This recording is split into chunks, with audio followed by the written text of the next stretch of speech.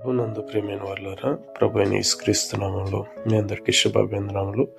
ఈ ఉదయకాలంలో కలువరి కృపాసనం మీదకి మిమ్మల్ని ఆహ్వానించుచున్నాను. న్యాయాధిపతుల గ్రంథము 3వ అధ్యాయము 9వ వచనంలో, ఇశ్రాయేలీయులు యెహోవాకు మొరపెట్టగా యెహోవా కాలేబు తమ్ముడైన కనజు యొక్క కుమారుడగు ఓత్నీయేలును రక్షకునిగా ఇశ్రాయేలీయుల కొరకు నియమించి వారిని రక్షించాను. యెహోవా ఆత్మ అతని మీదకి వచ్చెను గనుక అతడు ఇశ్రాయేలులకు న్యాయాధిపతియే యుద్ధమునకు బయలుదేరగా యెహోవా అరామ్నహరాయిము రాజైన కూషన్రిషాతాయిమును అతని చేతికి అప్పగించెను.